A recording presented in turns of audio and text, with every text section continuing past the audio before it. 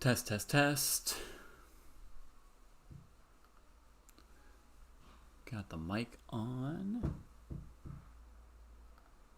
But is it live? Yep, there it is.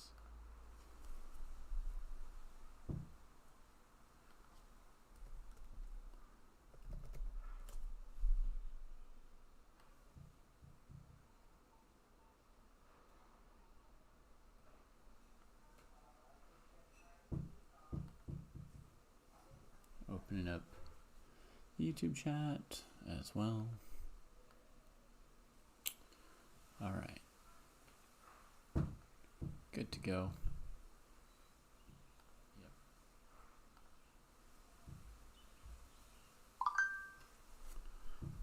Beep, beep, beep.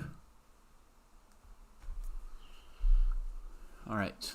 So let's find our way to the Endgame Tactics book that I'd been studying before. Let's see where it is. Study.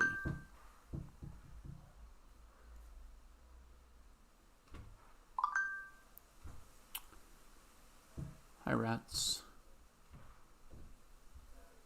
Courses? Is courses chessable?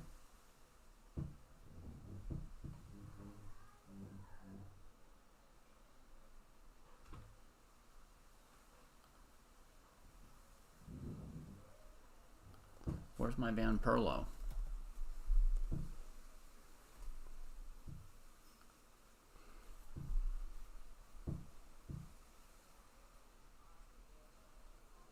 Buy for $160. What? I already had this. Hang on. Do I need to go buy a Chessable?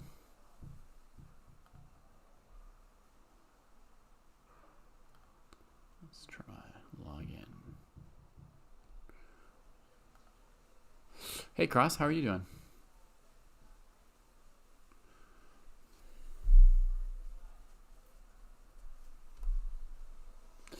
It's Endgame Tactics.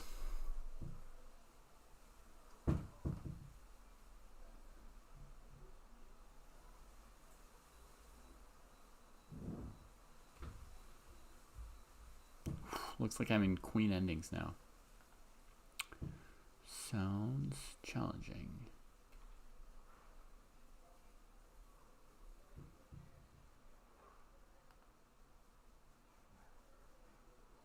All right, black to play. Now, hey Melissa, let's try and make this view a bit better.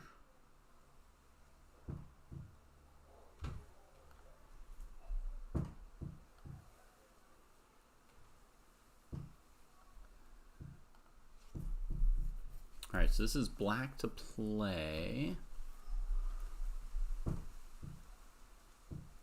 Don't think we need any of this stuff over here.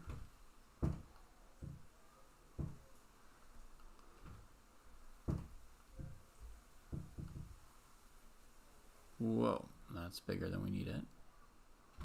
Maybe we don't need this thing underneath either. There we go. You know, this is a very, very comforting look for me. This chessable look here. It looks very much like the old design of chess.com.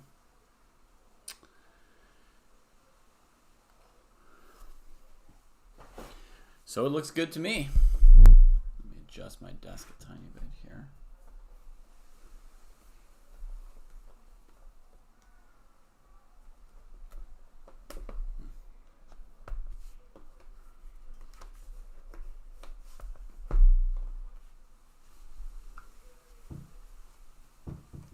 All right, so black to play.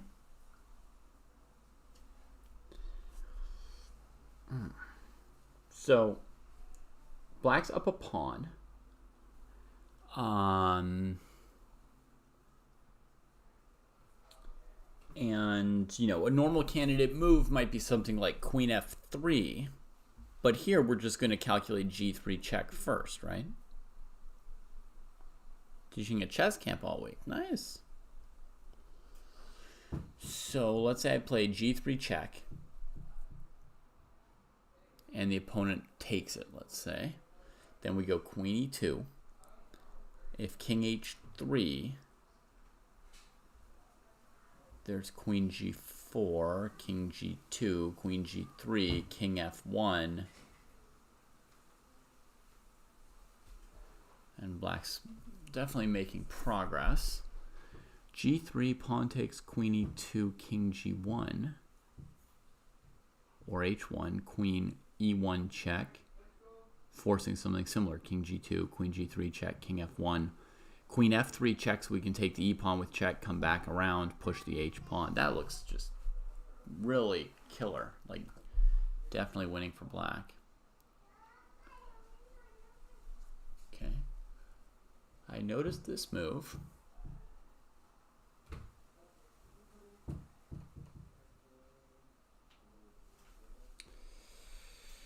So one option is queen d5 check. Then if f3, you'd go back to d2 and it would be mate. And king h3, queen d1 is mate. But queen d5, king g1... not sure that makes much progress. Queen d5, king g1.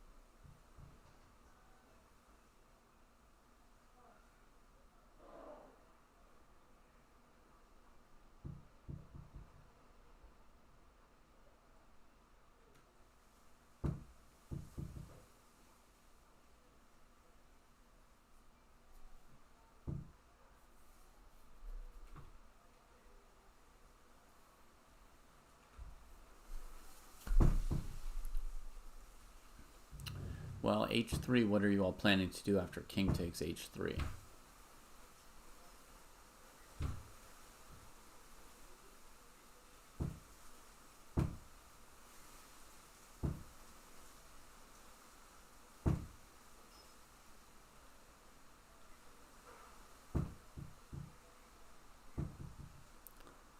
gf2, queen f2, queen f3. There's some typos in your line, Peaceful, but h3, king h3, pawn takes f2, queen f7 check. Then you have to move the king somewhere, right? Like probably e5.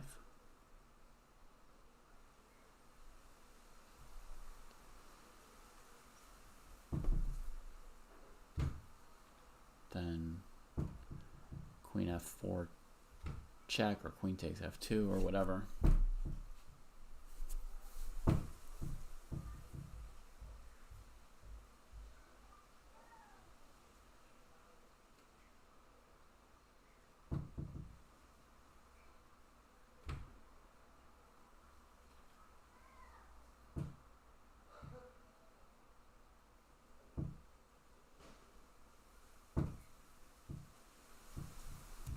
Hey, MD.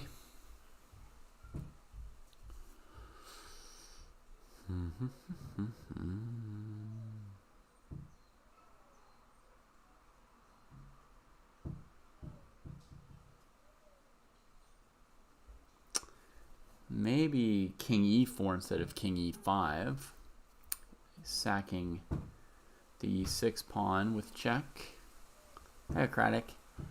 Then we got to be careful. If we go to f3, queen g4 seems to win our queen on d1. So we'd have to go to d3.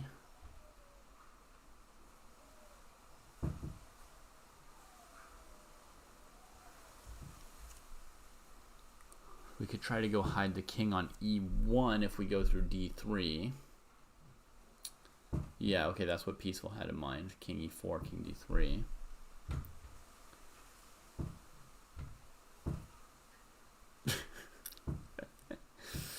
I wouldn't know, Acratic.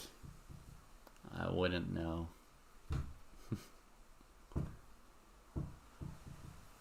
I think I played a few bullet games a year ago and may have dropped below 2100.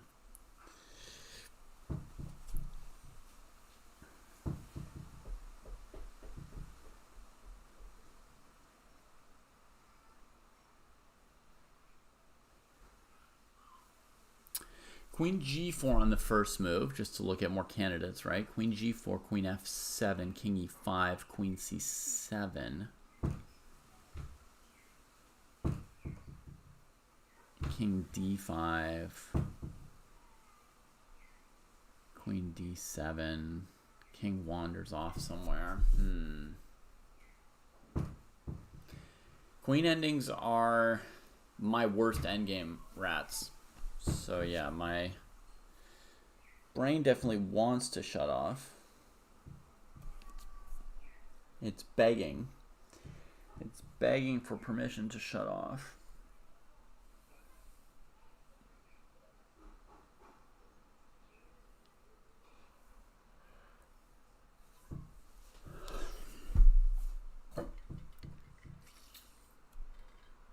And this is the very first problem, huh?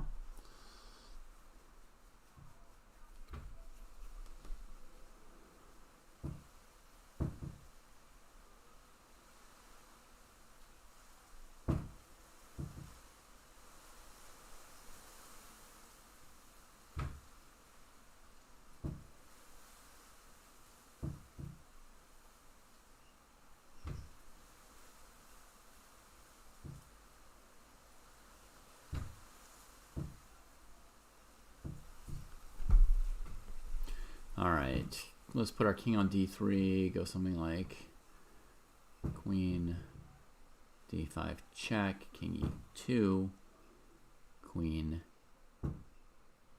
c4 check, king e1, queen b4 check, queen d2, queen b1 check, king e2, queen b5 check, king e1, queen b1, queen d1, queen b4, king f1, queen c4, king g1, queen g8, king h1, queen a5, king g1, queen g8, king f1, queen c4, queen e2, queen c1, queen e1, queen c4, king g1, queen g4, king h1, queen e4, draw.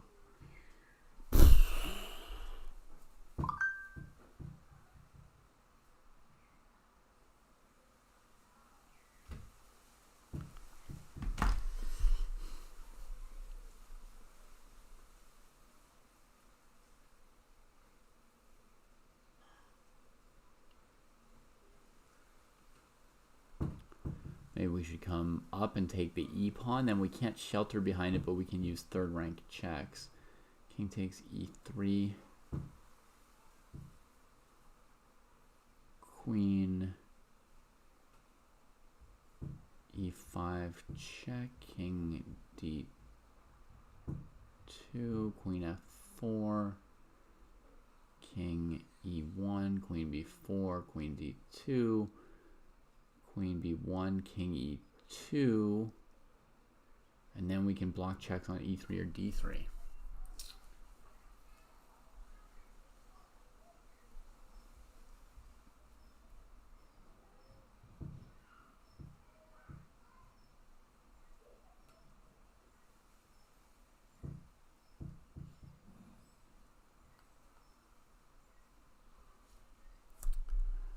Okay, let's go queen. So that was wrong. Correct is queen d5, king g1.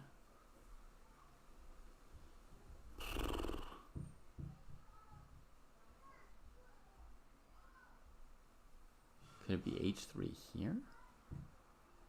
h3, queen f7, king g4, queen f4 doesn't look good.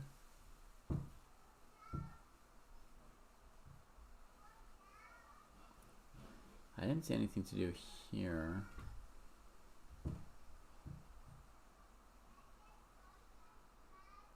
Oh. This might be a cool idea. I totally didn't see this move before, but I think maybe we can just advance the king. Now what happens? Threatening king h3, white resigned. Wow. Okay, next one. And another pretty pawn sacrifice was demonstrated in Kirpo Bengtsson, white play. So here, there's this theme h6, king h6, f5 mate. But h6, king g6, f5, king f5, queen g5, king e6. That's not clear. h6, king g6, queen d6. That's the end. King f5, queen f6, king e4, queen c6, trade queens, and then f5, e6. h6, king to the back rank, and there's back rank mate. This one's much shorter than the other.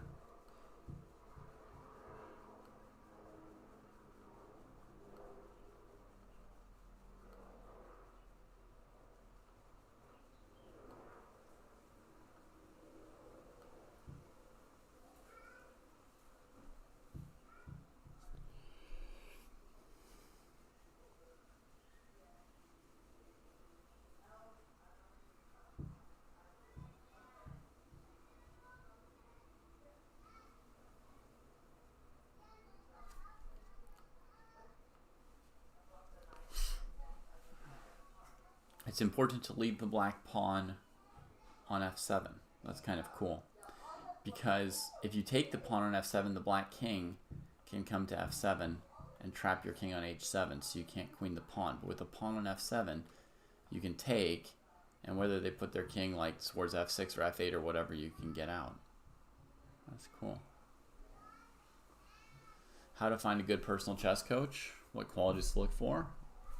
I mean, you want them to be a good teacher and good at chess and to care about you. To enjoy teaching.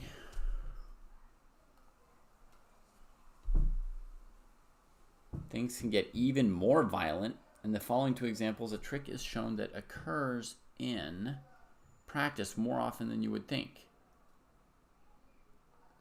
I mean, how violent can it be? There's only one pawn on the board.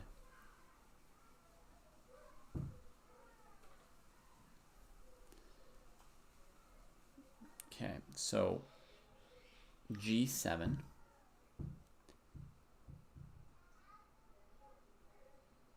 G7 looks good.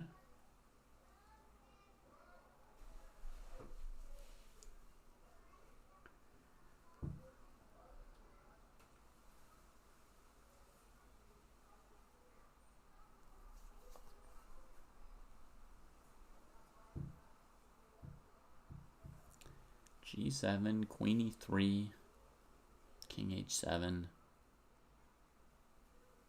Seems fine. I mean, g7 doesn't seem particularly violent.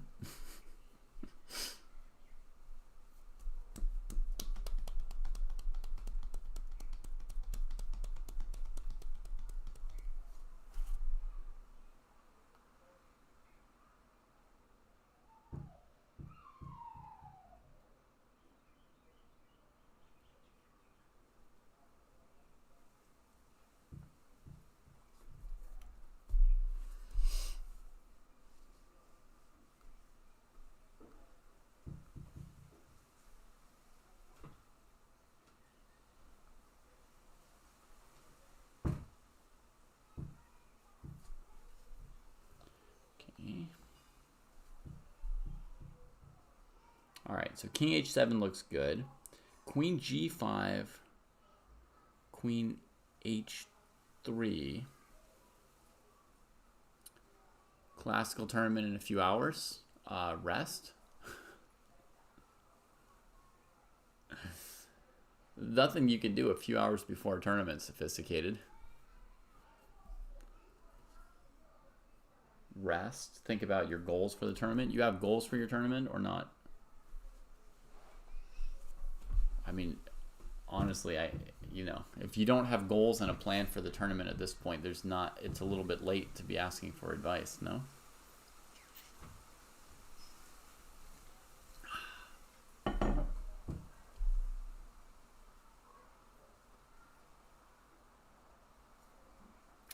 King H7, Queen D3, King H8, and there's just nothing to do. Maybe Queen C3, Queen C4 check, that kind of a trick. I don't see anything.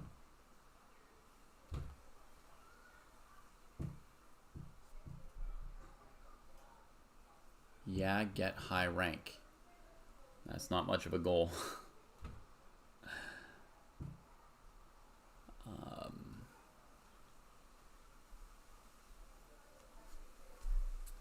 All right, so this unpins the pawn, and then you queen with check and take the queen back on c4. Nice, nice Miguel spotting that pattern. That was the archetype of this theme, which we recognize in Iskov Hus, Minorca 1974. Black to play.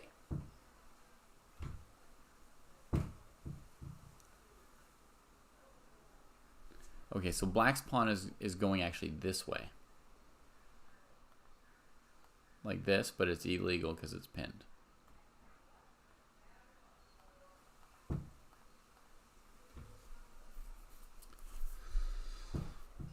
What should goals be?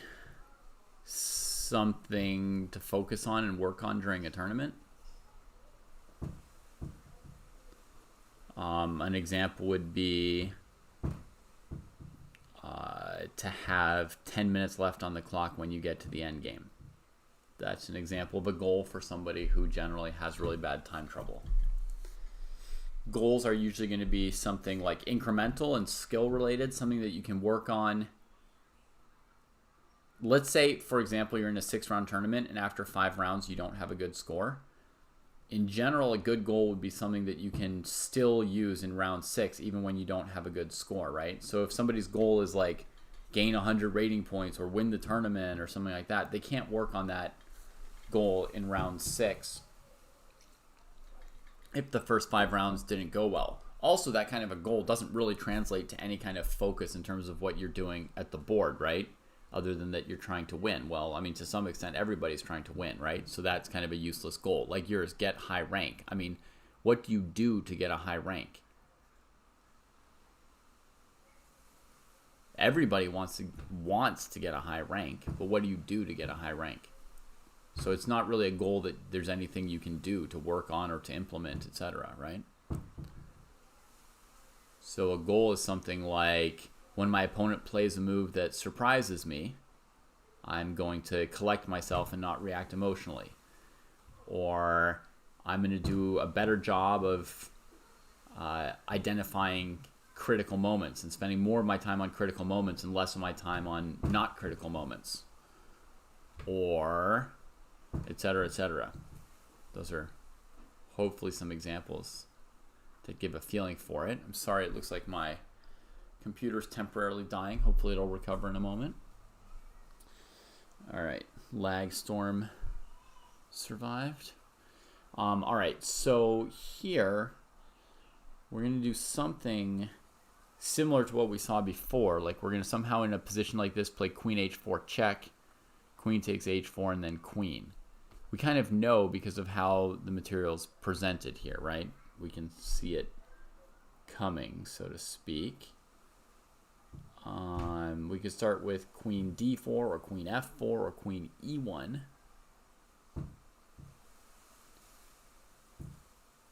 If we start with queen e1, then our queen doesn't have much scope.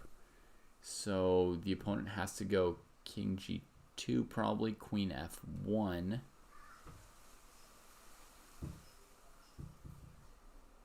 King G3.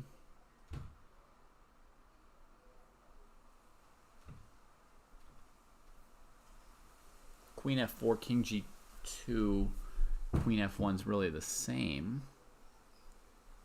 Queen D4, King G2, Queen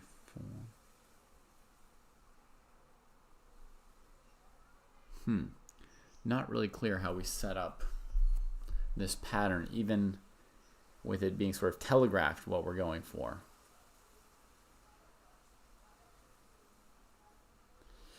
All right, so here's one pattern. Queen F4, King G2, Queen F1, King G3, Queen G1 check. If King H4, Queen F2, we finally force the king to either G4 blocking the queen or G5 where it gets traded and black wins. So Queen F4 or E1, King G2, Queen F1, King G3, Queen G1. The king would have to try and get out to F4 would be the only choice there. Then let's say we go Queen F2 check. The king's going to go to E4.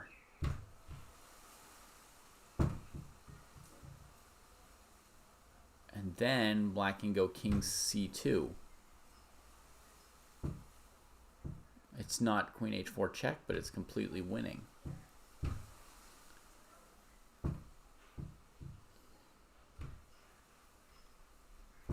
Sophisticated says King F3 and promote. Yeah, it's similar to your line Sophisticated. It's just another defense for white. Queen F4 seems the more forcing of the moves Queen D4 and Queen E1. I suspect with either move you can come around and achieve the same position. Now, let's say after Queen F4, King G2, Queen F1, the king goes to H2, Queen F2, King H1. That would be really neat, 1800 strength. Yeah, that's kind of our dream here.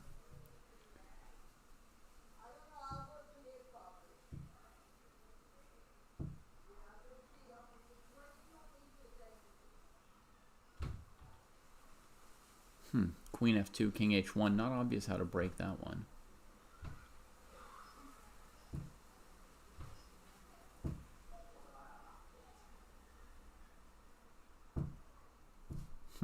I don't really see how to do it. We're just going to put a move on. It says that's an alternative, Queen F4. So that's confirming that all the moves kind of win.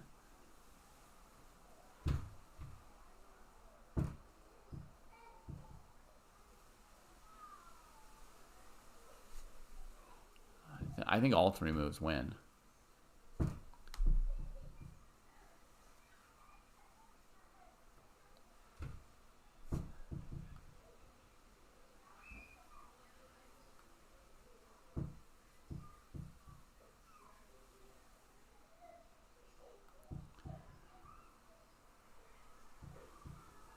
Okay, very random variation here.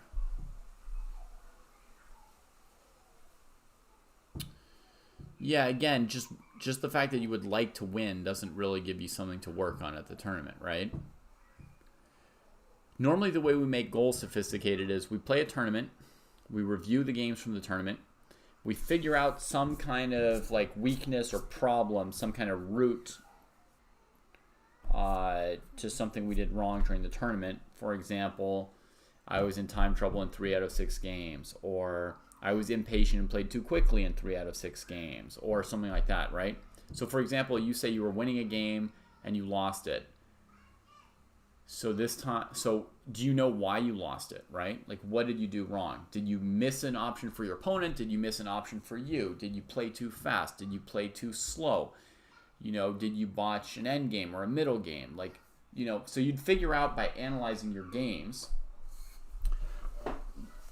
what you did wrong, other than, you know, I lost while winning or I blundered, right? It has to be, you have to actually understand what you did wrong. Then you would come up with a plan to train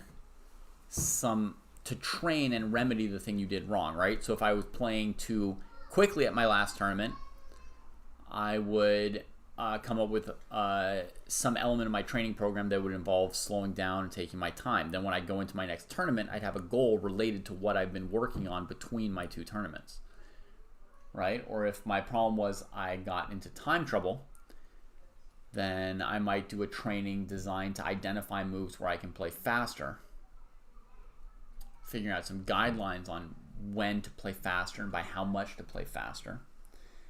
Think about those, practice those between tournaments, and then at my next tournament, try to implement it. And that would be my goal during the tournament, right? Would be like not to dawdle on recaptures. If, let's say, I keep spending 2 minutes on recapturing instead of 2 seconds.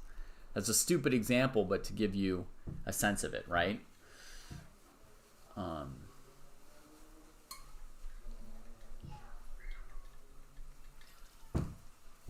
It has to be specific, and generally the link has to go like that, right? Tournament, review of the tournament, identification of 1 or 2 weaknesses we want to work on, plan for working on those things, work on those things, goal for the next tournament based on the work you've done, right? Next tournament. Then at the end of that tournament, you review it, and one of the first things you ask is, how did I do on my goals? And then you ask yourself, do I need to keep working on that goal to my next tournament, or did I achieve it more or less and I want to look through my games for a new weakness or problem to tackle, and then make a training plan that tackles that weakness. Yeah, no particular reason why the computer line went in this direction, 1800 strength. It just wanted to get to that position to show it to us. If king to g3 here, we don't know what it would have done. And here, king could have just gone to h2. We don't know exactly what it would have done. I mean, I feel like the king would probably just go walk to b2 or something like that. I imagine this position's winning. It has all the ingredients to be winning, right? This pawn's just a step away. White doesn't have any pawn near queening themselves to catch up. The king's got a place to go hide on like a2 or something. Blocked from all checks. But okay, we'll keep going. We've seen before that nice things can be done with under promotions. Black to play. All right, so here black's up the passed e4 pawn, which is headed this way.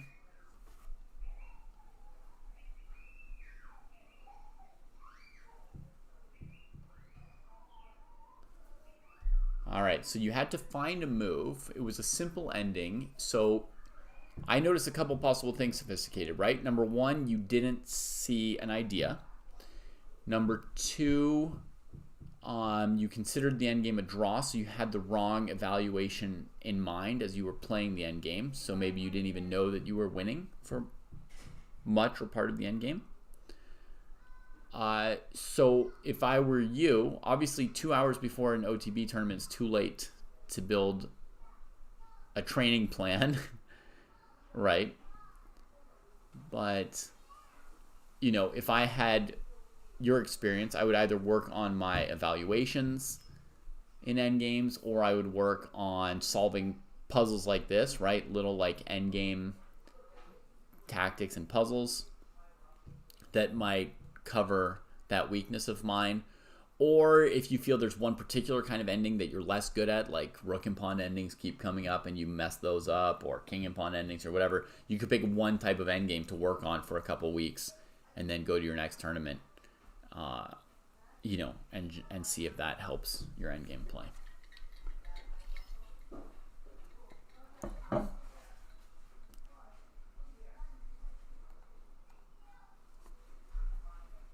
And, you could work on scanning for more options. You could work on spending more time if maybe you made your decision too quickly towards the end. There's different ways you can approach this one idea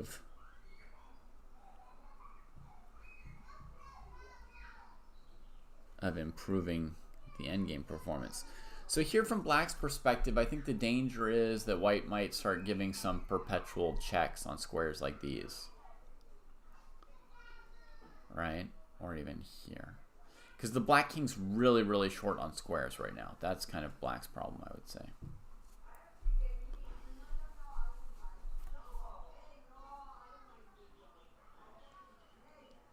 So it's always a candidate move to just push your pawn. Whenever you can, that's progress in a queen ending. The other option is if pushing the pawn doesn't work, then a typical move would be something like queen d2, covering more territory with the queen, right? To help you hide your king.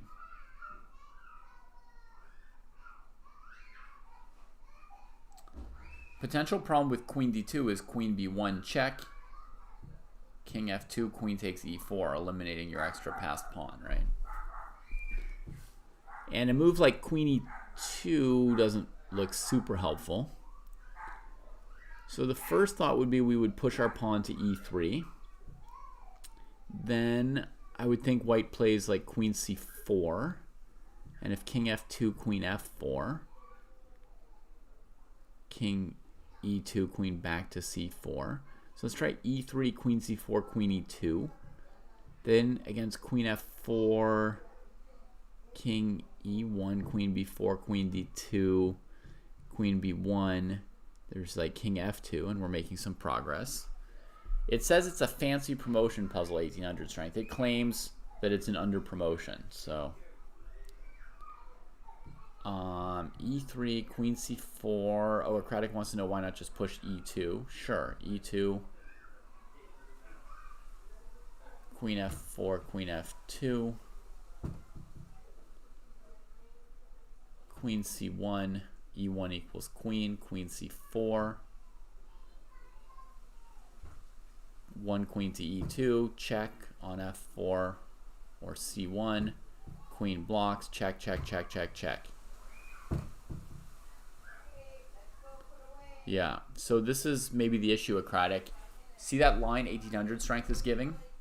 If you push this pawn all the way to e1 and queen, the white queen can give a perpetual on the squares that I'm going to highlight here, this triangle with the blue arrows. That's a perpetual, even with two queens. So 1800 strength says maybe we make a knight, and that would somehow stop white's perpetual, right? So imagine we've got a knight. White gives queen c4 check. We play queen e2. White plays queen f4 check. We play knight f3 counter check. Queen f3, pawn f3, king f2, and we chase down that f pawn with our king and win the king and pawn ending. Or after knight f3 check, king goes to g3. We probably have queen f2 checkmate. So let me see if that's forced. If the queen's on e1, on f2, and knight on e1, the only check is c4. We go queen e2. Check on f4. We go knight f3, and our queen's in position. And otherwise, we can sack on g2. So I think that's the answer. Just a brain stretch. My main problem is training itself. I reach 2100 online very quickly, but I find it hard to train proper chess by using a real board and book because I never had a proper coach/training routine. Okay. Do you want to train? Like, what happens when you try to train? Do you not enjoy it, or do you just not do it well because you don't know how to do it? Like, if you set up a chessboard and you start playing over a game from your last tournament and trying out different moves, like let's say you had this position in a tournament of yours and you set up the position and you look at queen e2 and you look at e3 and you try playing those moves on a chessboard, what happens to you? Do you just like hate doing it, or just sit there not knowing what you're supposed to do?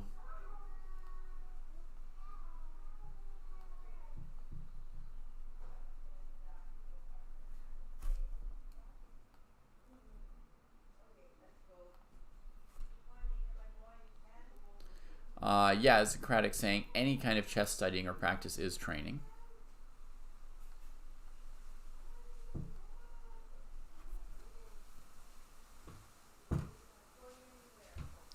Part of me wants to play h4 and trap this king in.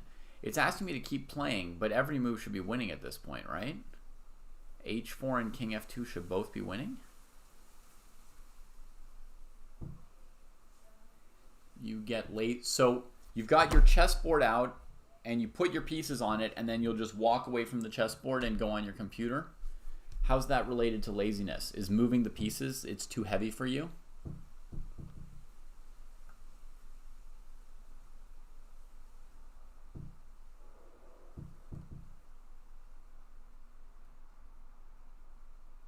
pretty sure both moves win here. King f2, h4. Both moves win. I want to go back and see what it does if I play h4.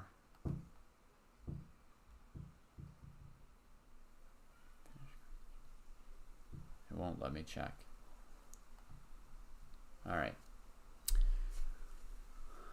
Black thought he had discovered a pretty stalemate trick with one queen d5.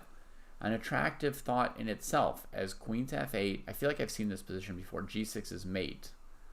And after queen e8, queen b7, a8 equals queen. Black's got the idea of queen f7 check, stalemating themselves. He saw stalemate on the horizon. Okay.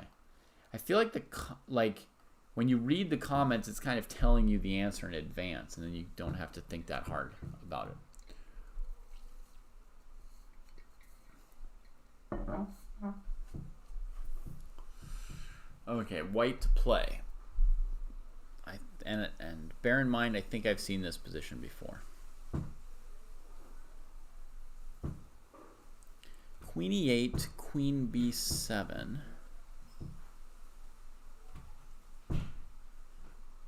g5, threatening mate. You're back? Superficial. She's okay. Cool. Very nice.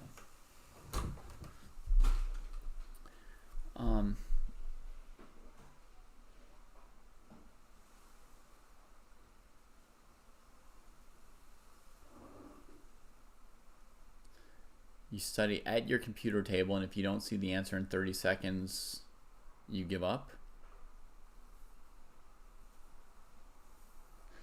White is presumably trying to win. Agreed, Acratic.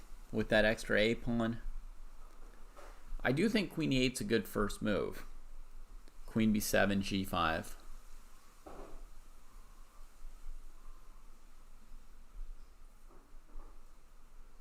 Queen e8, queen b7, g5. Now if they take your A pawn, g6 is mate. If they go queen f7 check, you can take it and there's no stalemate. If they go g6 check, you can take it. Queen e8, queen b7, g5, queen f3 checkmate. So that's going to refute our first idea. Queen e8, queen b7.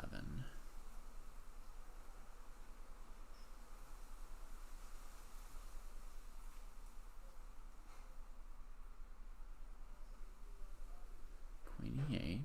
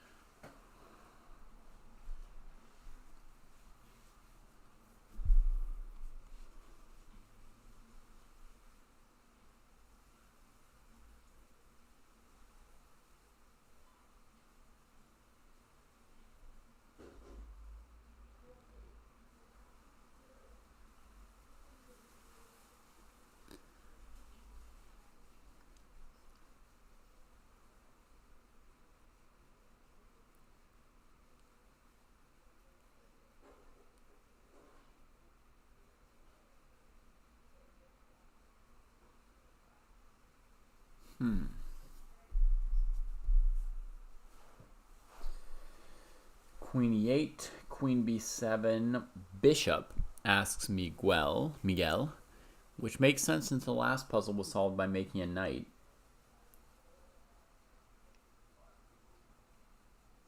Bishop. Now if queen f7, you take it. There's no stalemate.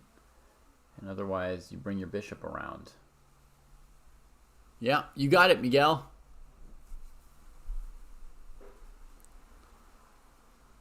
You don't give up. You get overwhelmed by doing everything at once. Okay, so you do more than puzzles and practice games. You're also trying to build repertoire for white and black. You're trying to improve your positional play, your calculation play.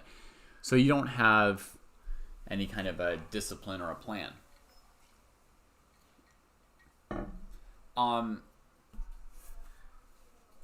You should simplify what you're trying to do, right? You need some focus, and then you'll have a goal based on your focus.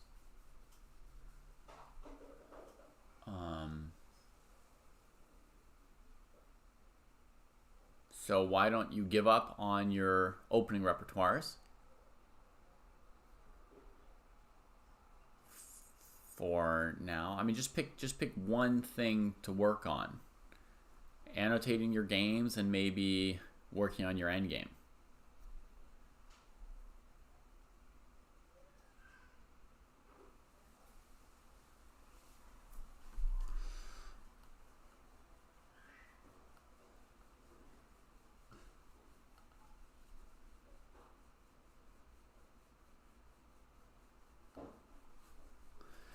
We conclude this with an impressive piece of analysis from the AVRO 1938 tournament book. This position could have occurred in the game Alyechin Reshevsky.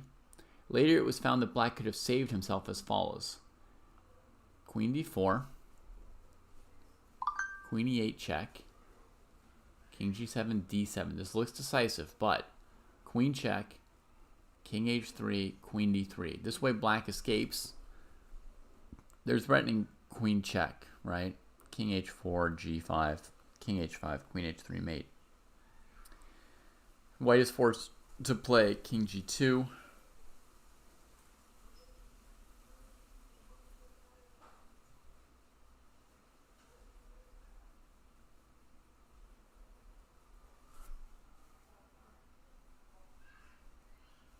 Oh, on the previous position, rats, because black had a stalemate trap. Let's see if I can go back and show it to you for a second. So basically, if you queen here, black plays Queen f7 check. You've got no moves for your king, so you have to take it, and then they're stalemated.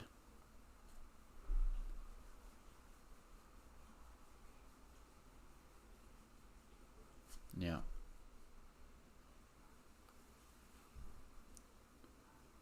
Okay, let's make the bishop again. So now they can't sack the queen, and eventually white can bring this bishop to a square like d5 and set up a checkmate. Hey, Kiroto-kun, how are you? Watashi wa genki, omae na?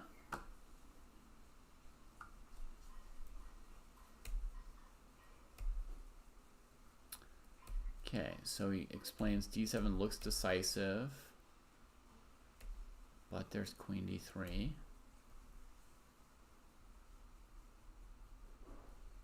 And mate cannot be parried. Okay. If the knight promotes, does it work? If you promote to a knight, yes, there's no stalemate. But the knight on a8 is kind of trapped by the queen on b7, so I'm not sure what you do next, right? Whereas the bishop immediately wins. Okay, F, some more blunders to round off. I conclude this chapter, like the previous one, with some horrible cases of short-circuiting. We must confess to a certain amount of schadenfreude, but we may also console ourselves with the thought that even the greatest players cannot avoid blunders. So this is like Dvoretsky's tragicomedies, where he doesn't do anything to hide his schadenfreude, which is excessive. After all, we are all mere mortals. I learned this long ago at school, and this knowledge can keep a man on his feet even under the roughest of circumstances. Well, your queen is busy stopping black from playing Queen f7 mate, so your queen can't help the knight that much. And if you ever play g5, there's Queen f3 mate, so you're a little stuck in that knight on a8 position.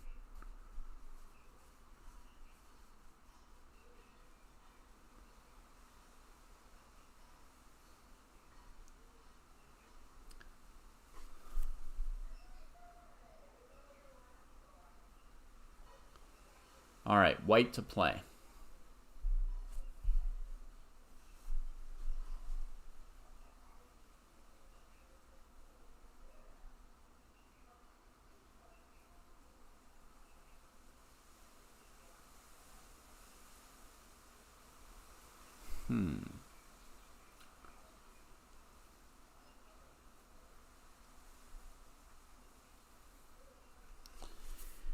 What would one do as white in such a position? Queen e1, queen e1, and the g-pawn can still move.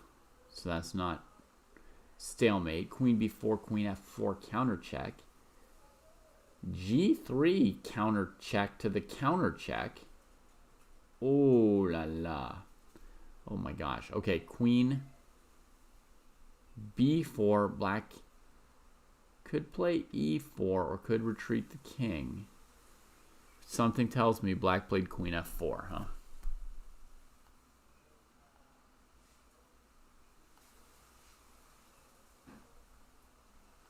And black went and committed suicide in their hotel room.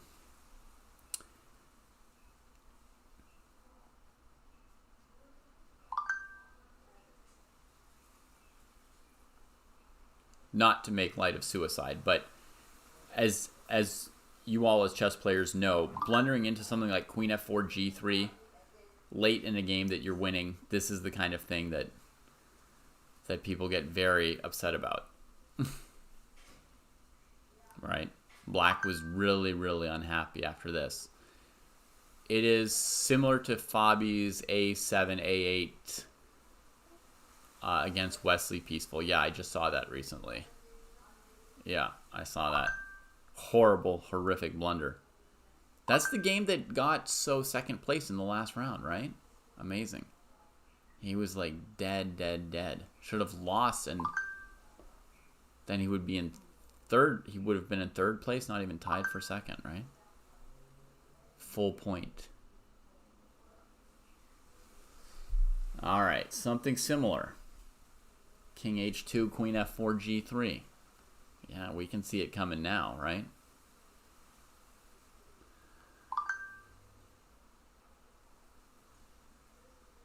It is easy to see, however, that queen c1 check already was a blunder, as black has no defense on the second move. Wow, so they're saying after king h2, it's already blown it for black. They're up the c-pawn, but there's no defense to queen g3 and pawn g3 here. There was no win for white after e4, rats. No, white just blundered into that g3 check thing. He's just showing us some blunders. These aren't exactly puzzles.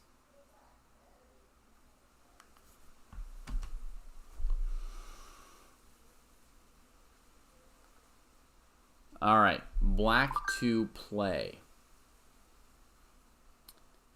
For a moment, I wanted to play king g6, queen takes queen, f5 check, you know, king f3, g4 mate, but then the king can come to f4. It's really hard for just pawns to give checkmate. So let's see if there isn't something better than that. Let's say we go f5 check. The king can take. That doesn't seem so logical.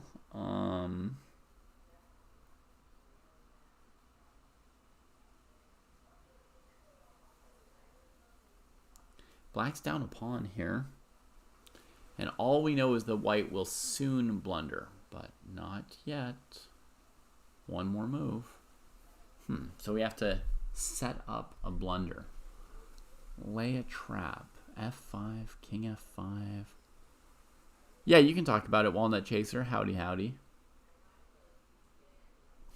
The guy writing the book already kind of gives a fair number of giveaways anyway, so it's not currently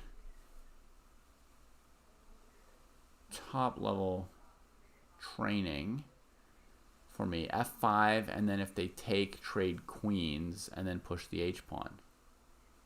Wow. Okay, so white's already blundered into it. It's too late. f5, king h3, g4, f5, king f5, or g5, queen f3. Good job, chat. That's sick.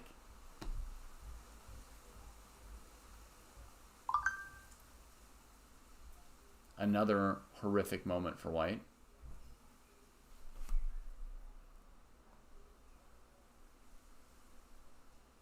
Terrible things are about to happen. Oh, we didn't see it, but he started it here. Apparently. In the book, it starts here, but in Chessable, it only started later. It shows white goes queen f3, h4 check. Now something happened that you can only dream of. The king advanced. Of course, the king has to go to h3, he says. I imagine h2 also. King g4. Boom.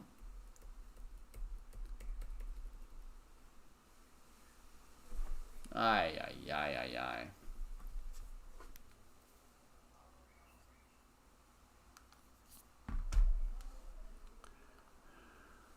All right, finally I present to you two highly prominent victims. First, Roger's Korchnoi. White is in trouble in view of black's strong passed pawn. This one here.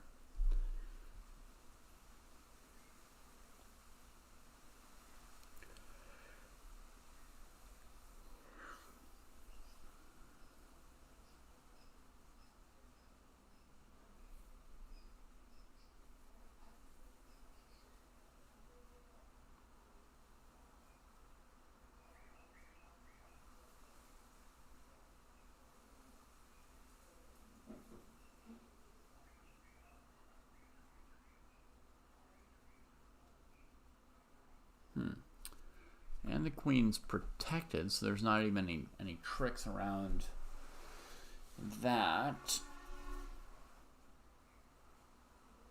Looks like a pretty bad position for white.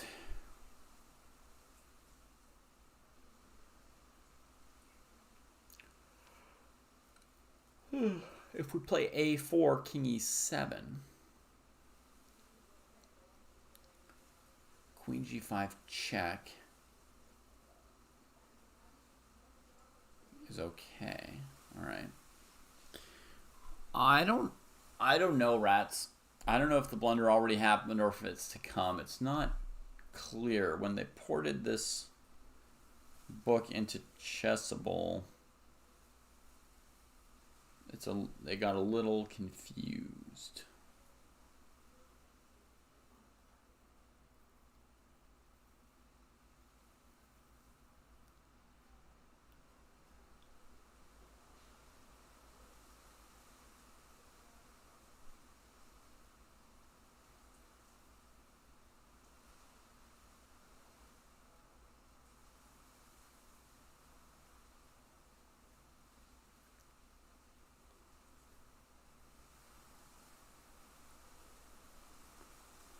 Queen d8, king e5, queen h8, king d5, queen d8, king c4. I feel like if we let the black king slip in this way, that's not good for white.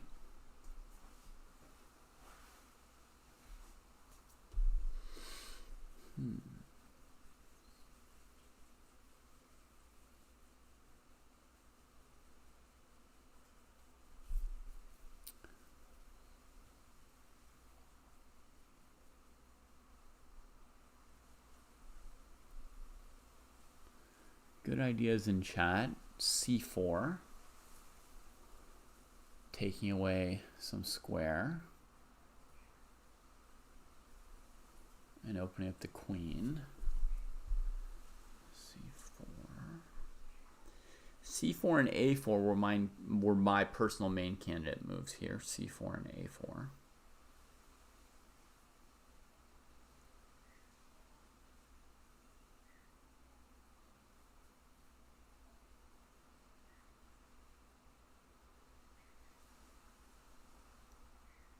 So one thing I like about c4 is c4, queen d4, queen d8, king c5 to defend the queen, and then queen c7 mate. That seems like the kind of thing someone would blunder into here.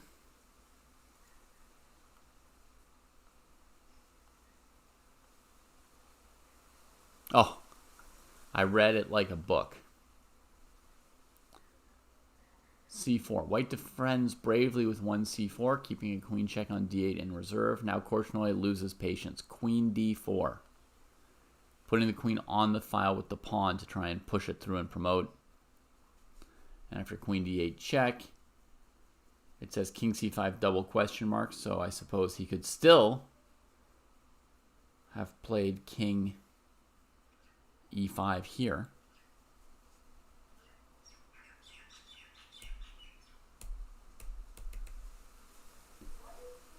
What does a4 do? Could I explain to you? On a4, it controls one of these two light squares with a pawn because our queen's going to give check on dark squares, and it gets closer to queening the A pawn.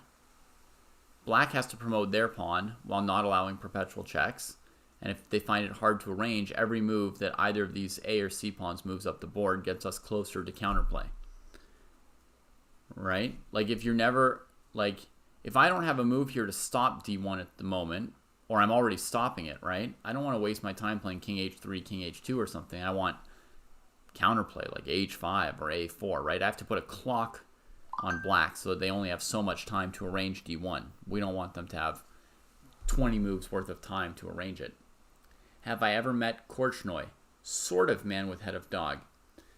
One of my earliest chess experiences was I went to a tournament that he was playing at to watch, and after the game I got his autograph. So I didn't meet him in the sense of having a conversation with him, but I politely asked for his autograph. It's the only chess autograph I ever got.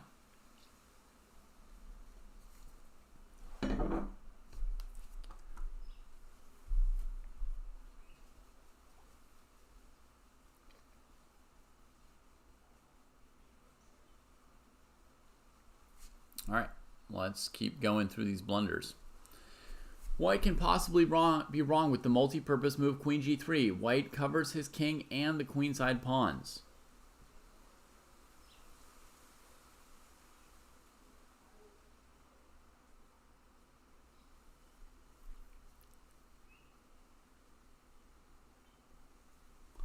So this is black to play, and the F pawn is headed this way or this way.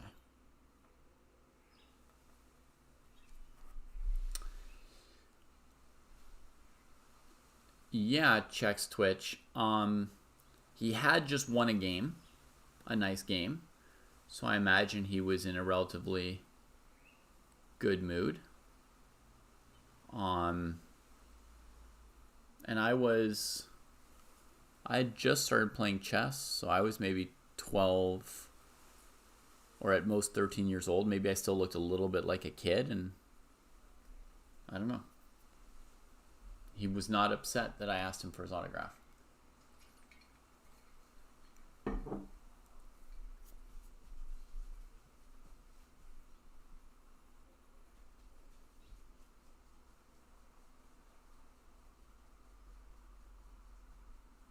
Oh, but Rats, you suggested C4 yourself. So something in you sure understood the move. F4 forces a queen trade, and maybe that pawn queens before White's pawn, because it could queen with check. Imagine F4, Queen D3, King D3, G5, F3, G6, F2, threatening to queen with check, King G2, King E2. F4, Queen D3, King D3, G5, F3, King G3, King E3, G6, F2, G7, F1, G8, Queen, Queen G1, check. Uh-oh. C5 exclam, trading into the king and pawn ending, down several pawns. And then queening the F pawn. All right, and he says, Queen G3 double question mark. White was winning before it.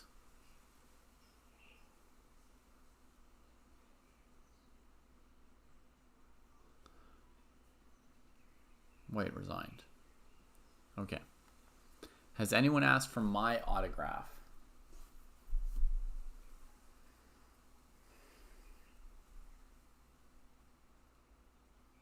Yeah, every one of these checks Twitch are like blunders that cause the losers to probably, you know, punch a wall in the hotel room, or, you know, claw their own face, or throw a chess piece across the room, or slam a table or something. You know, these are really bad ones. These are like all positions where you're one or two moves away from winning the game, and then basically you blunder like a queen or a checkmate or something. Has anyone asked me for my autograph?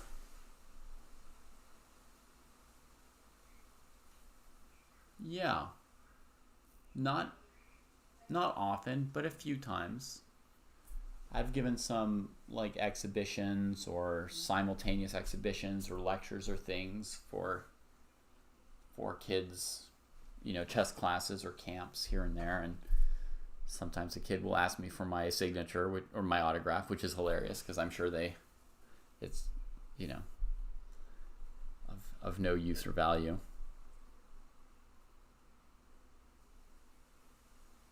But I'll tell you what happened more recently and was an absolute first for me. So this has only happened one time. Somebody asked me for a selfie. Somebody at my grocery store recognized me from Twitch and asked for a selfie. Picture on a cell phone.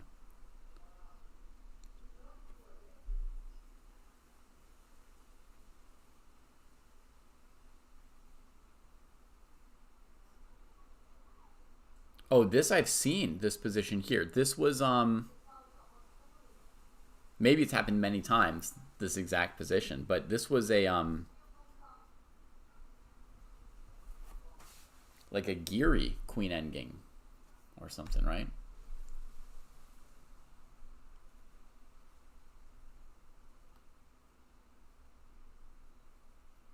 As a vegan, I don't eat food? What? Well, first of all, I'm not a vegan. And second of all, my understanding of vegans is that they eat food.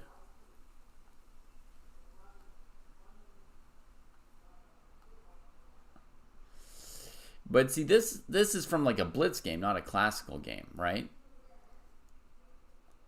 Oh, look, this has happened to many people before. This is Smajin against Batuev, Riga 1954. But I think Geary had, a blitz or rapid game recently, like 3 years ago, with the same exact position.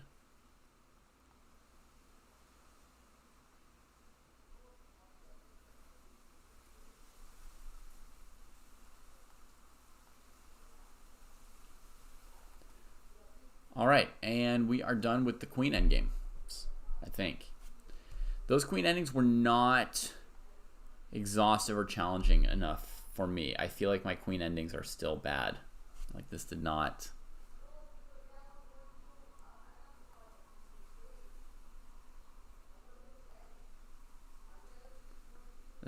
get me to where I need to be.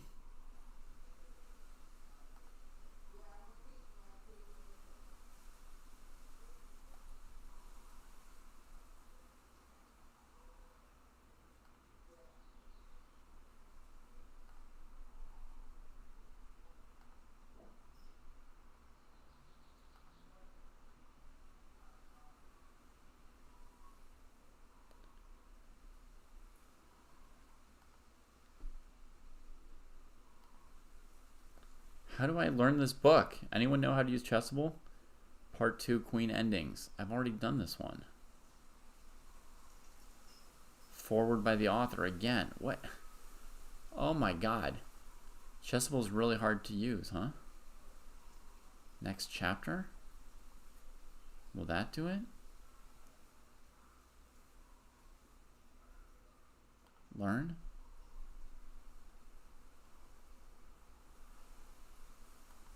Chapter 2. It doesn't say anything. It's just blank.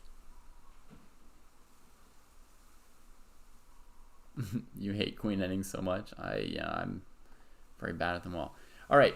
Queen and minor piece versus queen and minor piece. Okay, I finally found the next chapter. Whew. In the previous chapter, we have dallied with solo queens surrounded by simple pawns. It's time to give our lonely she-warrior some more powerful support. We start with a single minor piece. That allows us to distinguish between 4 possibilities, each with its own rather particular types of hostilities. Opposite colored bishops, same colored bishops, knight versus knight, and bishop versus knight. It's interesting that not so much systematic research, let alone comprehensive theory, is available on these subjects, which leaves us all the more scope for our own inventiveness, reflections, and conceptions.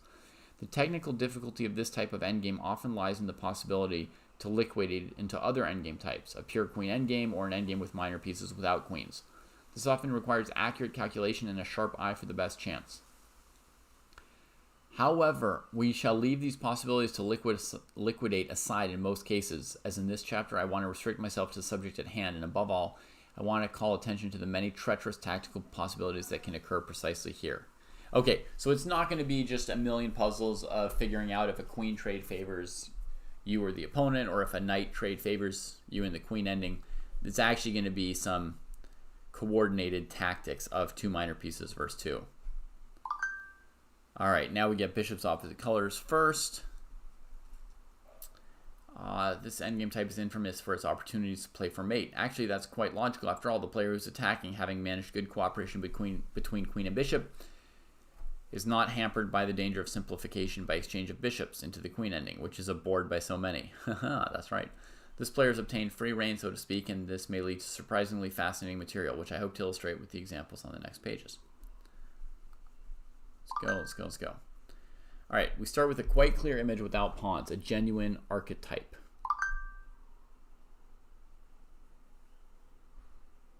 This looks pretty simple. Just this bishop covering light squares, this bishop blocking dark squares, and we just go here.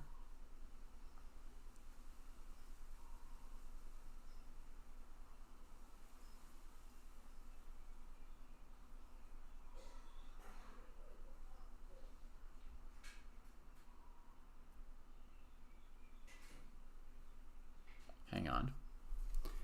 I should actually calculate something.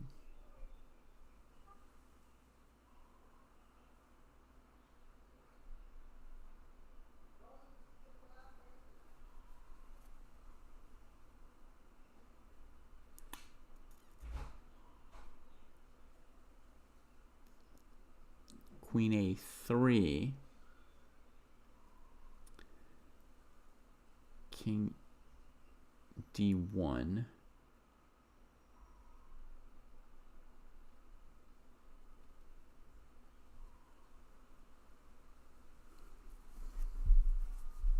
in the starting position, white had Queen H1 check, huh, warrior boys?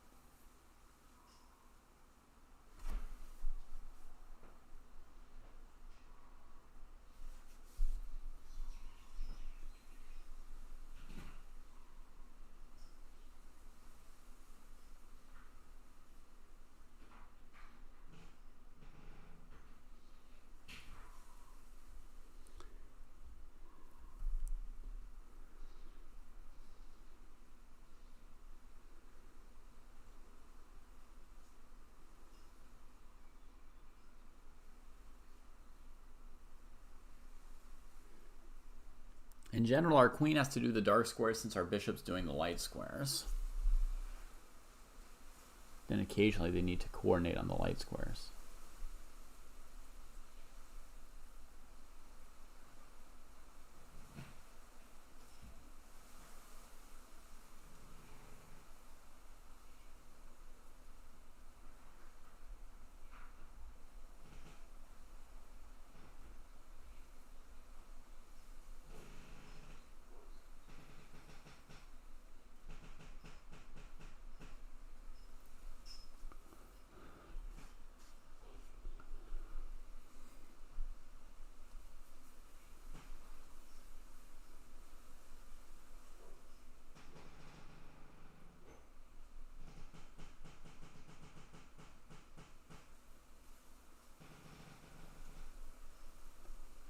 Queen A3, King D1, Bishop C2.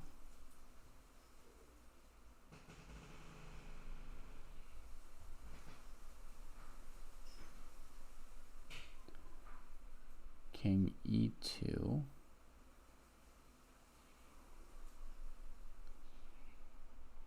Queen D2 check, Bishop D2, Bishop back to C4 check. King to E1. Queen A1, King F2, Queen D4. Okay. Queen check, Bishop, Queen checking there, Bishop checking there, Queen check.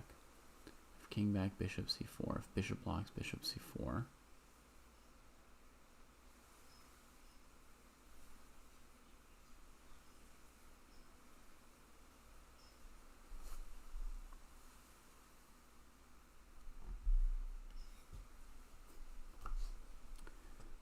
Come on, David, you can move the pieces in your head a little bit. Queen A2, king there. Queen A3, king there, bishop there, king there, queen there.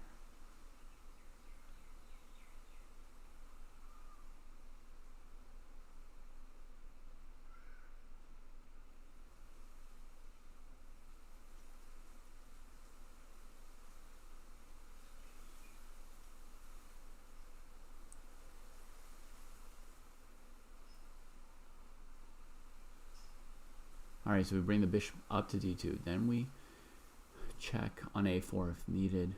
King e1, queen a1, king f2, queen d4. And we got it. Okay.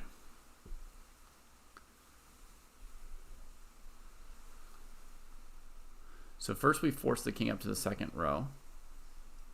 Alternative. What? That's the one that I figured out all the way to a win. Okay, does queen d3 do the same thing? Queen d3, king c1.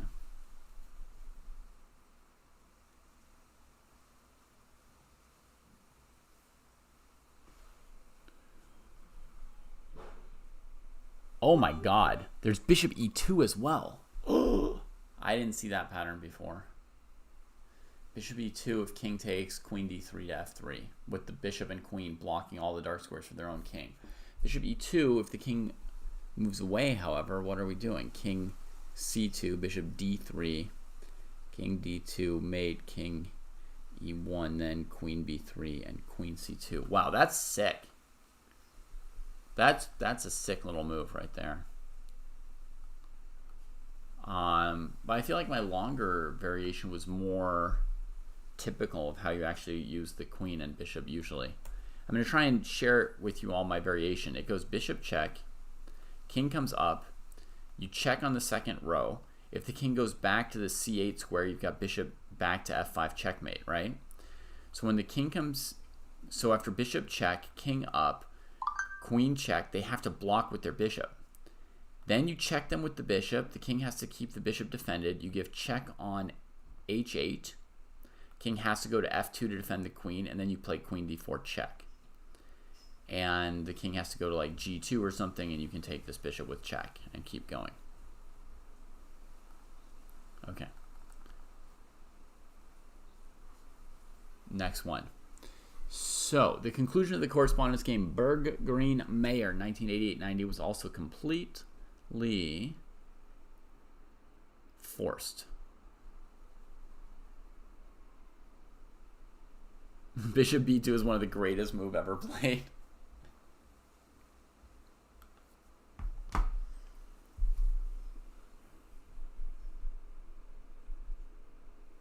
Black to play.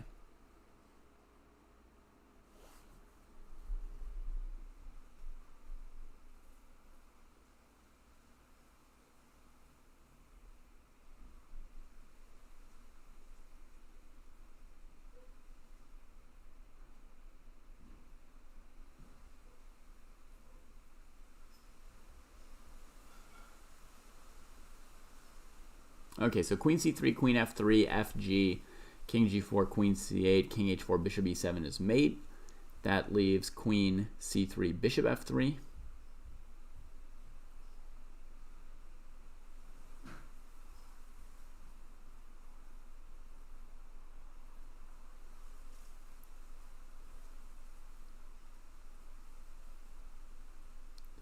Maybe on the first move we should consider g5, just trying to play queen h4 mate. Because queen c3, bishop f3, fg, queen g4, I don't know, it feels like we might just be moving around in circles. Doesn't feel like a tactic. So I'm going to switch gears and look at g5 for a second. We can always go back to queen c3. g5, threatening queen h4 mate. If queen c6,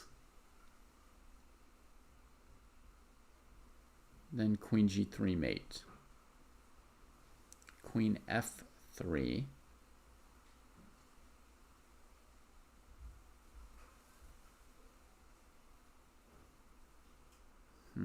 Okay, f4, queen f3.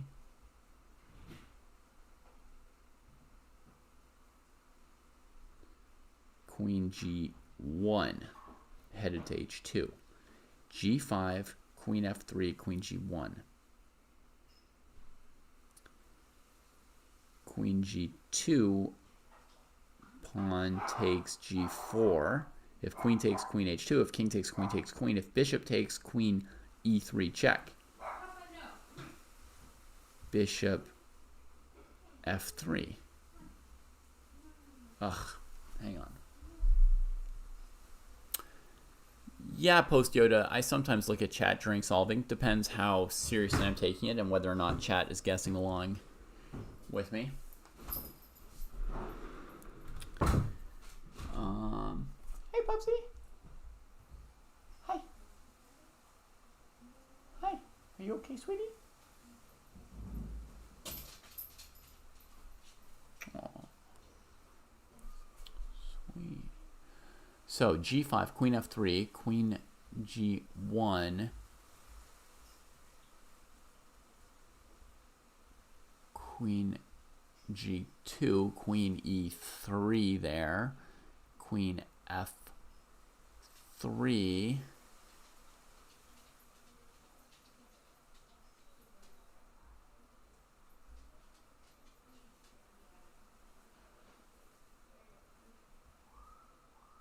fg, king g4, queen e6, queen f5, queen e2. No barking.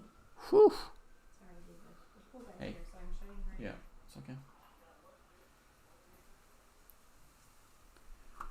All right, let's double check it. g5, queen f3, queen g1, queen g2, queen e3.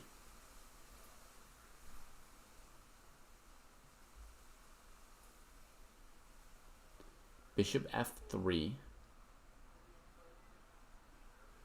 queen e1.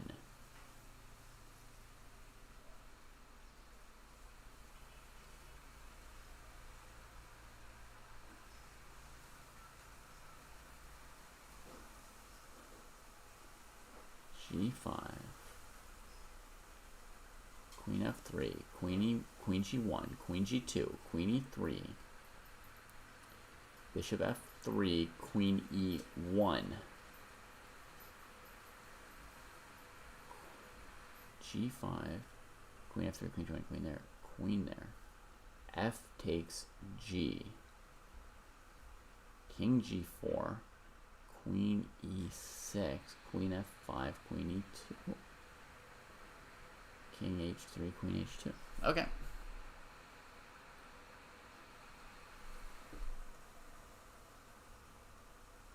I didn't even look at check and check driving the king over here. I just had my little plan.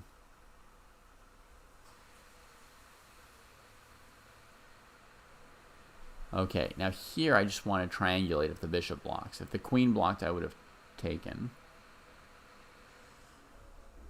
And white resigned. Threatening mate again. I'm just reading his comments. Bishop cannot defend because of queen f3 after e, queen e6. Yep. All right, got it. Just as forced was the finish of the correspondence game Tarnai Penakov, white to play. Okay, so first of all, if we go queen h4, queen h5, and trade queens, you know, e7, bishop f7, we don't get a queen here.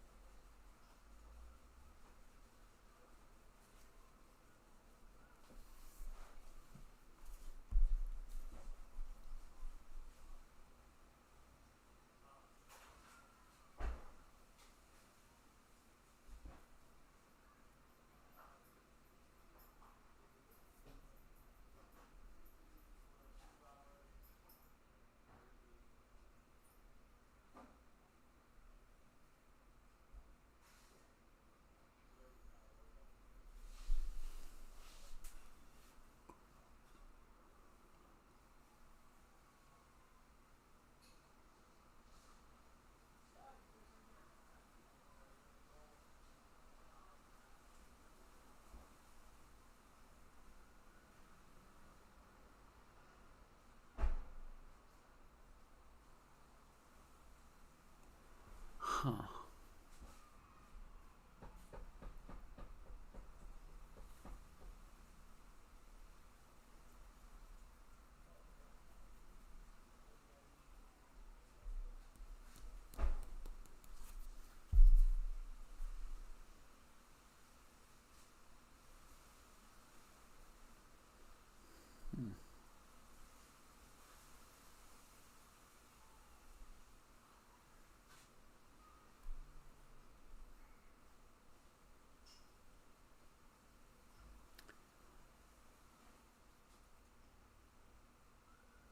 Oh, Queen F7, Queen F8.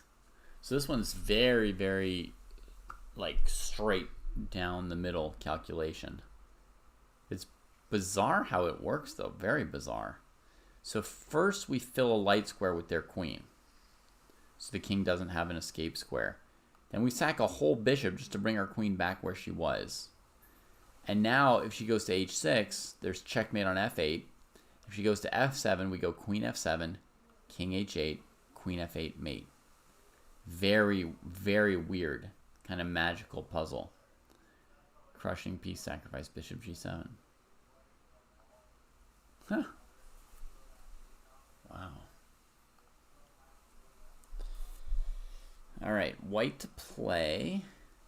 So again, the king can escape on some dark squares here. If we go like queen g8, king h6, queen h8, king g5, queen g7, king takes f5, bishop c2, king e6.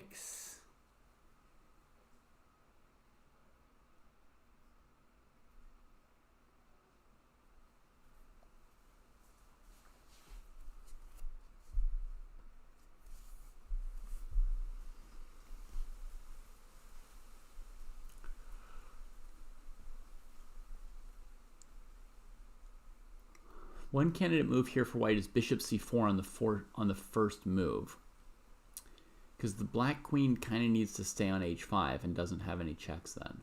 So just an idea that's less direct than like, you know, queen g8 or queen g6, but we could play bishop c4 and probably black has to go queen d1, and then we could calculate other variations from there. Like queen g6, king h8, queen e8 check would become possible. King h7, does it change anything? Bishop g8 check. King h6, there's mate, so king h8 becomes force, and then bishop b3 check wins the queen, for example. Okay.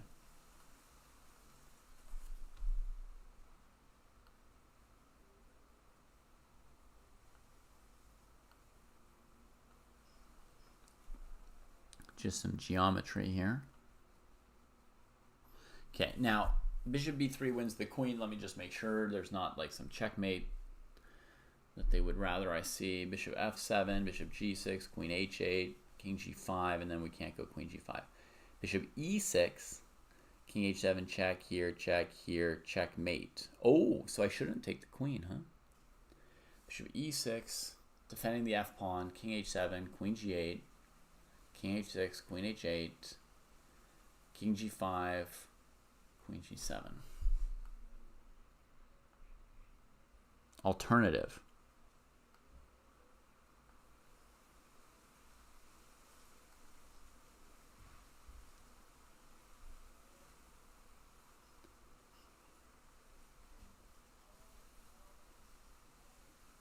All right, in the game, the first player, not exactly an amateur, made things unnecessarily hard for himself with queen g8 check. Admittedly, white won after this, but only after a long time. An elegant and forceful road to victory was queen f7.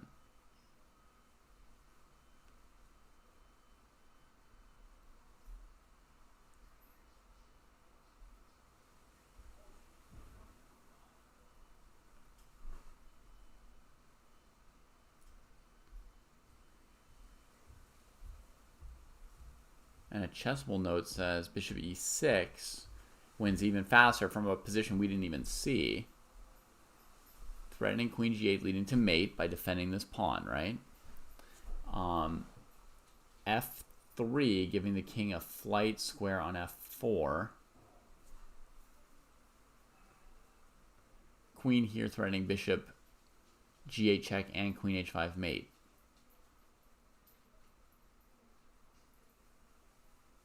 So queen g5 allows queen g8, queen h8. King h6 allows queen g6, etc. Okay, but they didn't even show us this position as a puzzle. They started us in this position here, at which point bishop c4 is a nice move. Pretty sure that here they left out that there's checkmate with bishop e6 defending the pawn. I'm pretty certain that I can't be missing anything there, and it's just mate in 3 more moves. 1, 2, 3. Did anybody see a mistake in this variation? Bishop e6, and then queen g8, queen h8, queen g7.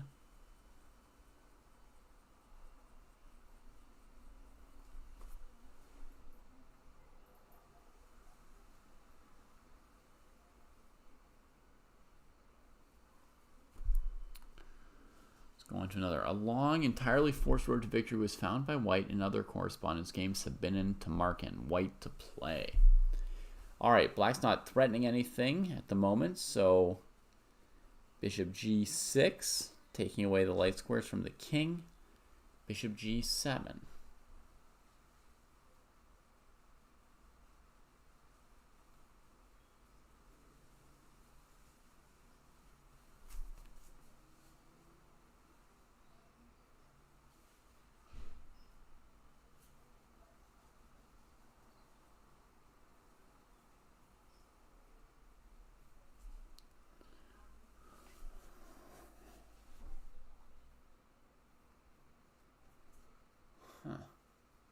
I mean, obvious as the move bishop g6 is, I have a weird instinct that we should start with queen h6 check instead of bishop g6.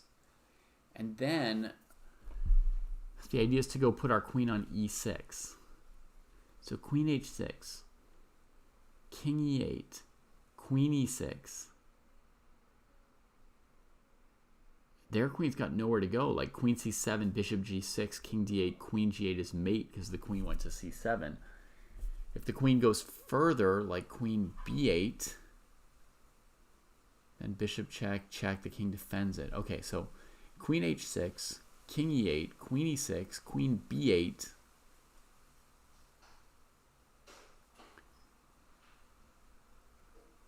Bishop f5, threatening queen g8 mate.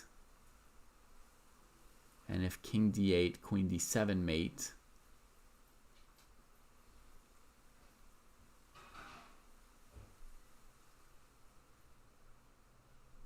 bishop g7,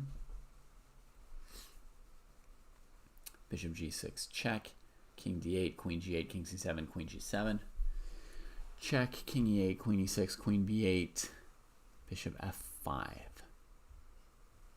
king f8, bishop g6.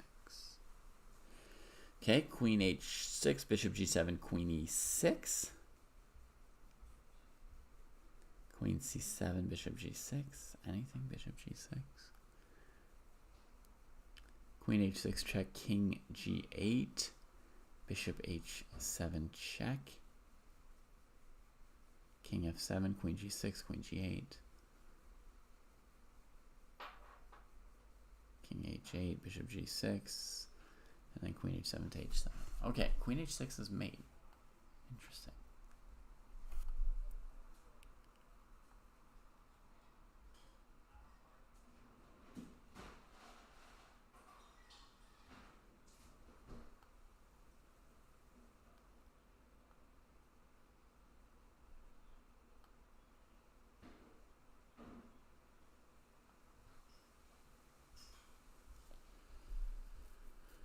What if queen h6, king e8, queen d7? Oh, you mean queen h6, king e8, queen e6, queen d7 from black? There I have queen g8 mate in 1. All right, let's see what the comments were on this. Whoa, he's got like a 10 move variation. He stops here.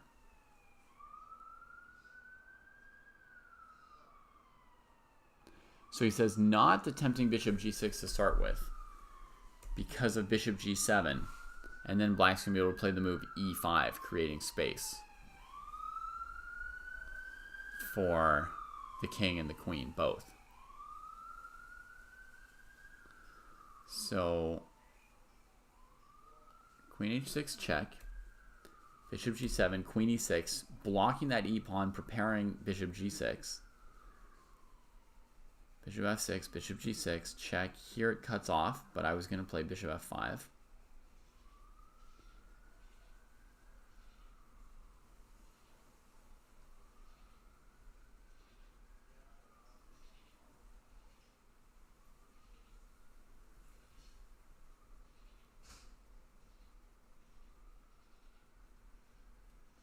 All the way around the horn. Hey, double click. Welcome. That's quite the chase. But it really is 2 pieces against 0, nearly. After these examples in which queen and bishop managed to seal the opponent's fate in such harmonious cooperation, we move on to a few examples in which the footmen contribute their might. All right, black to play.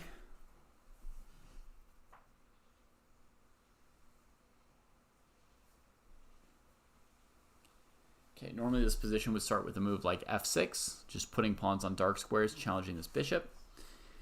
But we do have to bear in mind white might have bishop f6, and you can't play gf because of queen c7 to c6. So instead, we're going to concentrate at first on the options of bishop takes f3 ourselves and pawn to h3. Bishop takes f3, pawn takes f3, h3, king g3, queen g2 check, king g5, h2, bishop takes h2 and the queen's covering the bishop. Uh-oh.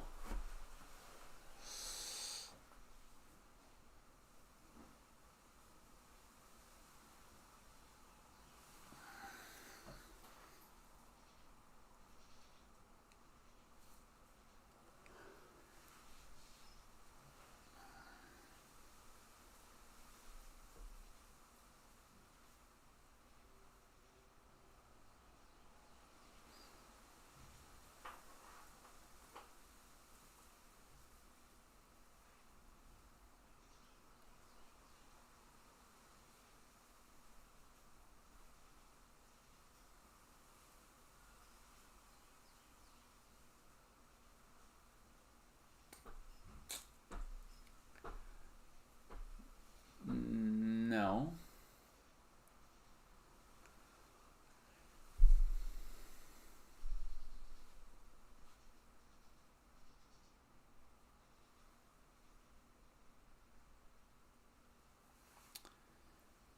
Well, even bishop f3, gf3, queen f3 looks pretty strong.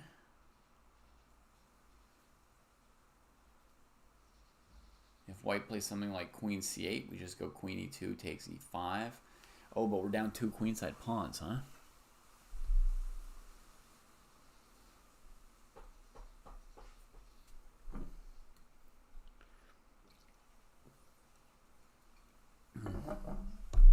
I'm going to take a break pretty soon, folks, to go get my lunch.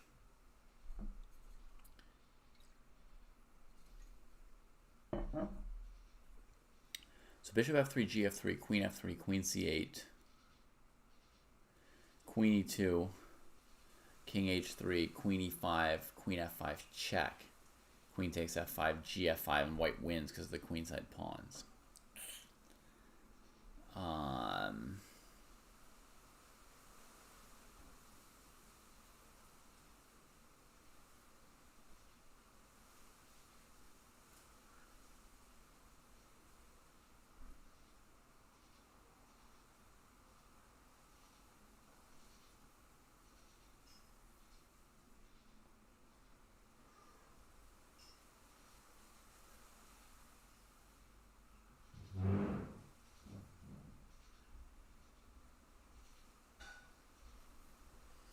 Gotta be careful about playing g5 because of the counterattack with queen h8, queen g7 mate.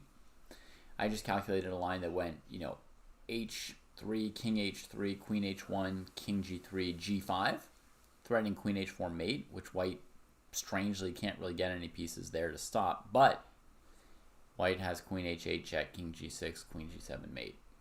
Or queen takes queen on h1 if they want the game to go on. So bishop f3, pawn f3, h3, king g2, g5 there as well is tempting, and there's queen h8. h3, bishop f3. Sorry, f6, bishop f6, bishop f3. Pawn takes h3, king there.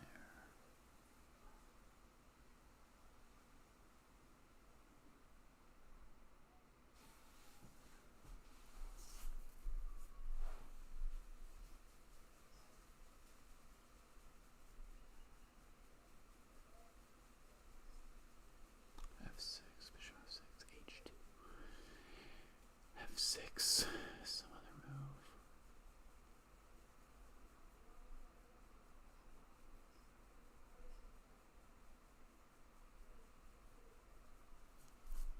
f6, bishop f6, bishop f3. Threatening mate.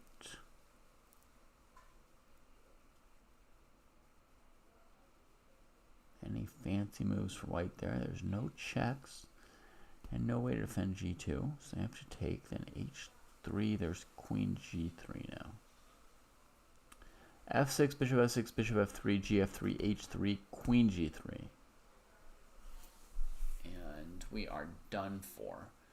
So we might have to start with bishop f3, gf3, h3, king g2, queen g2, king h4, f6, queen e8,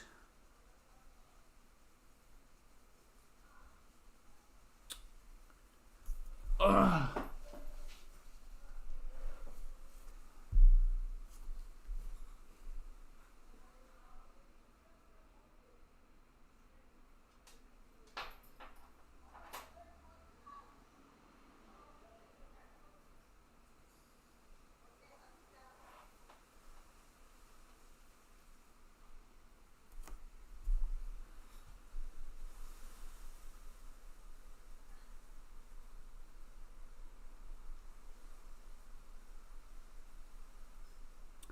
All right, I'm going to change my move order again. I'm going to go h2. Bishop f3, pawn f3, h3, king g3, queen g2, king h4, h2, bishop h2, f6, queen g3, g5, king h5, queen b7 to go to f7, but now there's queen c7 check, trading the queen. Ugh.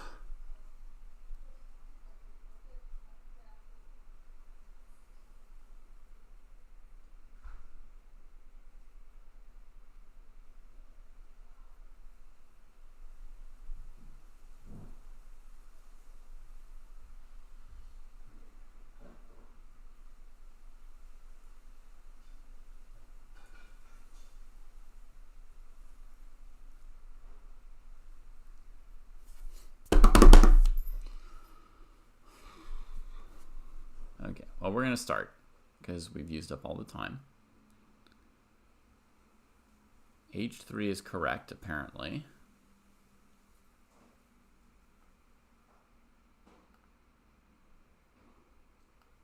Not bishop f3. This I don't understand. Oh, and his bishop takes f3 here? I didn't consider this move. I only looked at some really blunderous moves that let white win. Bishop f3 now.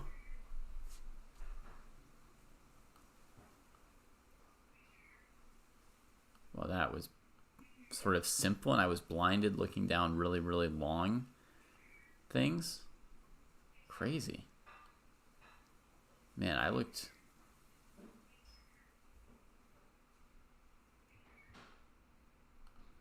didn't I look at this properly? So pawn takes queen f3. Partly because I didn't even look at pawn takes and I assumed white had even other moves. But, whoops. Oh, shoot. How do I go back?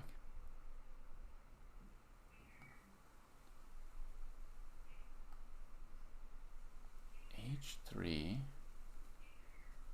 Threatening mate. No moves except king takes. And then bishop f3. That's all you have to see. I'm sure somebody in chat mentioned it. Let's see. Lux Tenebris says h3, king h3, bishop f3. King g3, queen g2, king f4, queen g4, king e3, queen e4 lead to mate, or is the king escaping forever? I don't know if you have to know for sure if it's mate or king escaping, Lux, because you have captured their entire king side and you're chasing them around with checks, so you're in really good shape. But we can try and calculate it. Let's go check there, check there, check. If king d2, we have queen e2, queen d1 mate. So the king has to go around to f2. We go back around the horn maybe. Queen e2, king g3, queen g2, king f4, and now play g5 with our extra pawn. And if the king goes to e3 there, we go queen e2, king d4, queen e4, king c5, queen d5, king b5. Okay, the king gets away. Okay. I see, I see.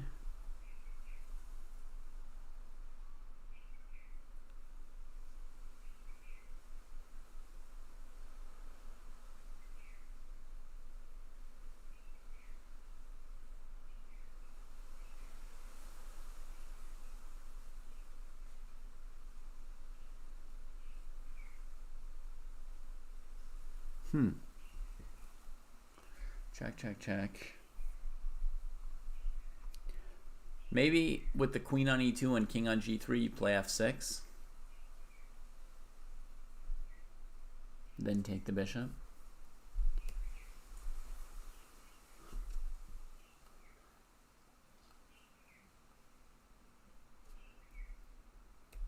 So they give this, and they give f6. Yeah. Did you follow the line that I said that didn't work, Lux? Queen g2, queen g4, queen g2, king f4, g5, which seems good. King e3, queen e2, king d4, queen e4, king c5. The queen's covering the bishop and the king runs away. So here we play f6 to take control of the dark squares. And there's no real moves anymore. White played bishop d6 here in the game. All right, so now if we go queen g2, king f4, g5, king e2, queen e2, king there, queen check, king there, queen check, king there. I guess you could still maybe get away. Bishop e4, queen c7, check. Okay, just keeping the king on this side. f6 is very typical, right, in that we have to take control of the dark squares at some point with the pawns. Or we want to.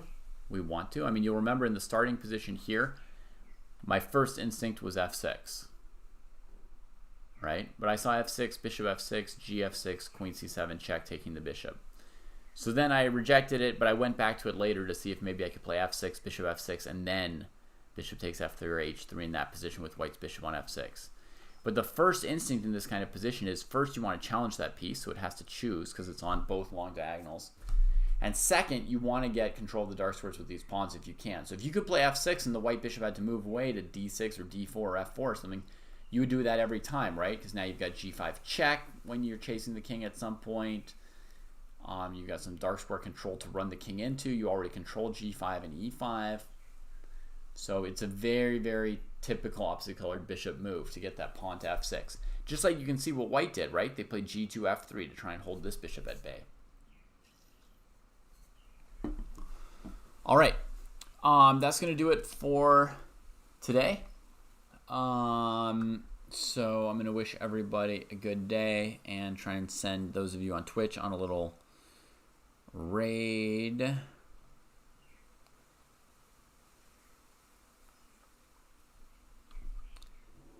Thank you, Double Click. Very kind of you. There's a Bug House Arena. Bug House. Dice Chess. Other people have gotten so good at chess, they're onto the variants and stuff, right?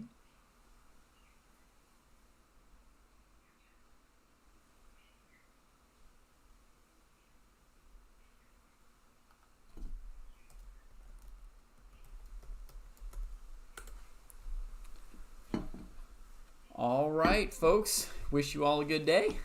See you again probably on Thursday. Tomorrow I might go meet up OTB